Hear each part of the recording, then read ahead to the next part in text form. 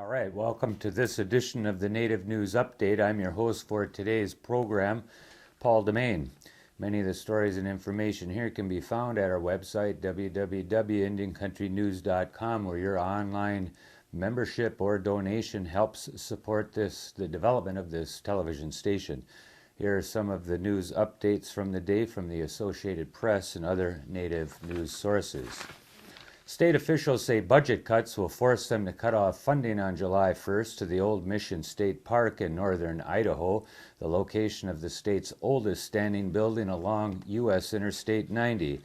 Bob Meenan, director of the Idaho Parks and Recreation, is in talks with the Coeur d'Alene tribe, which owns the property that's home to the 155-year-old Cataldo Mission, on an alternative to keep the park open. Meenan says his agency, whose state appropriation is due to be cut back $9 million, is looking for ways to save money and keep the park open in the future. Hurrah's Cherokee Casino and Hotel will eliminate nearly 100 jobs because of the slumping economy, has meant fewer visitors traveling into the North Carolina mountains to gamble. Company officials says it's the first time the complex has had to cut jobs since its opened in 1997, the Asheville Citizen-Times reported. General Manager Daryl Londu said the casino is offering voluntary buyouts that include severance packages based on years of service. Londo said that if it doesn't eliminate enough jobs, workers will be let go. Hurrah's currently has about 1,800 workers at the casino. The casino is owned by the Eastern Band of Cherokee Indians and provides much of the tribal government's budget. Lawyers for the government and one of two men charged with the 1975 slaying of Annie Mae Pictou-Aquash on the Pine Ridge Reservation have until January 19th to respond to the other man's request for another trial delay. John Graham and Richard Marshall pleaded not guilty to charges they committed or aided and abetted the first-degree murder of Annie Mae Aquash on or around December 11, 1975. They're scheduled to stand trial in Rapid City, South Dakota, starting February 24th. Prosecution witnesses accused Marshall of providing the handgun and shells that Graham used to kill Aquash on orders from American Indian Movement leaders who suspected she was a government informant. Marshall's attorney, Dana Hanna, filed a motion this week asking the judge for at least another 2 months to prepare because of the large amount of evidence. The judge gave prosecutors and Graham's lawyer until January 19th to respond to Marshall's request for a delay. Meanwhile, Graham's lawyer, John Murphy, has filed a motion to dismiss all counts in the indictment on grounds the U.S. government does not have jurisdiction because Graham and Aquash were Canadian citizens and members of Canadian tribes. Quote, in Graham's case, there is a substantial consequence. If, as he, Graham, has alleged, neither he or Aquash are Indians, then this court does not have jurisdiction and another sovereign will have to decide the matter, unquote, Murphy said.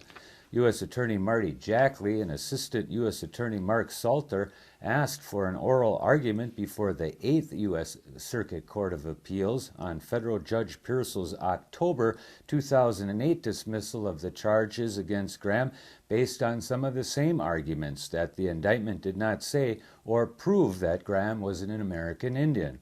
If the case is successfully dismissed, the state of South Dakota would have jurisdiction to indict Graham on the same charges. Kachina images on basketry is the topic of Arizona State Museum's newest exhibit, Circle of Life, Kachina Imagery and Hopi Basketry. This traveling exhibition, curated by Andrew and Judith Finger, is from the Grace Hudson Museum and Sun House in Ukiah, California. It includes historic pieces from the Finger collection as well as contemporary examples from the John Selmer and Barbara Goldine collection. While at ASM, it will be augmented by the museum's own collection of Hopi baskets, pottery, and Kachina dolls. Visitors to this exhibit will enjoy a historic overview of the Hopi basket-making traditions, techniques, and types, and will learn how to read and identify distinguishing Kachina iconography. Circle of Life opens on February 7th with a public celebration and ends July 3rd. For more information, you can go to www.statemuseum.arizona.edu. The latest class to graduate from an Indian Affairs-supported pilot project to train American Indians in the commercial building trade will hold its commencement ceremony on January 16th in Phoenix, Arizona. The current class has 12 trainees, all from the Navajo Nation.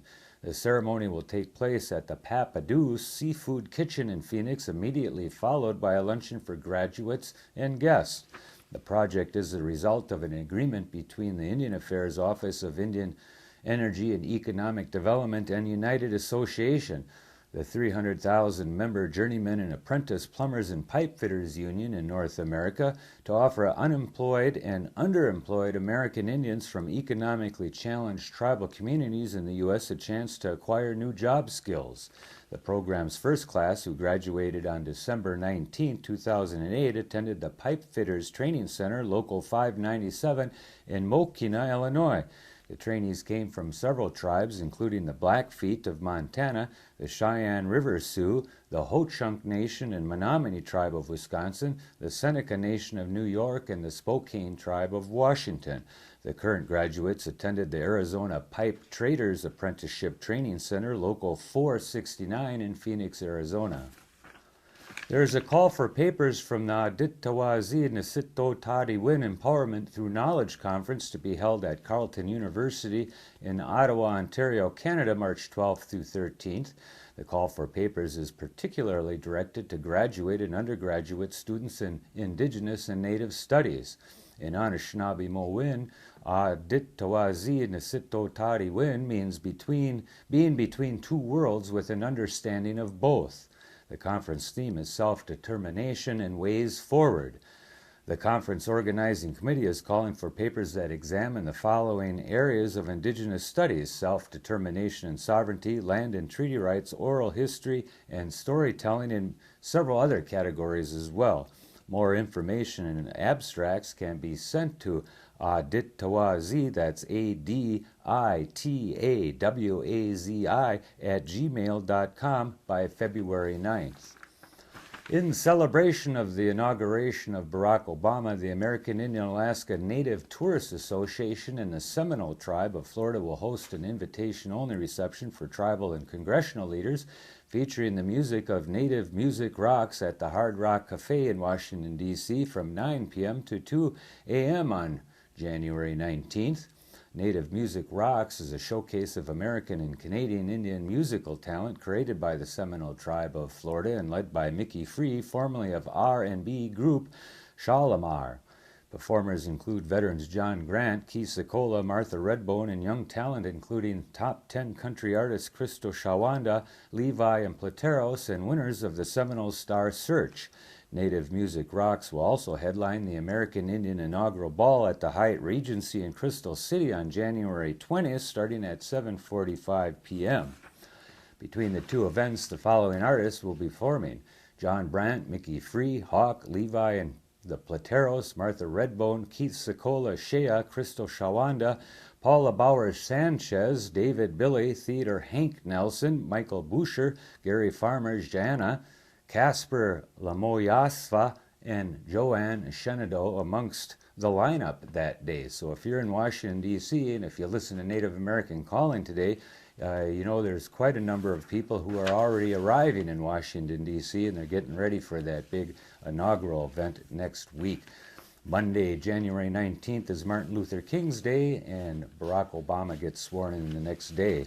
A quick reminder that the 37th Seminole Tribal Fair and Rodeo, which was scheduled for February, has been canceled due to economic conditions. And that is the latest roundup of news from Indian Country on this edition of the Native News Update. We want to thank our underwriters for helping us with this broadcast and our digital partners, powwows.com, nativeview.com, and our newest partner, Nish TV from Thunder Bay, Ontario. Thanks for joining us today.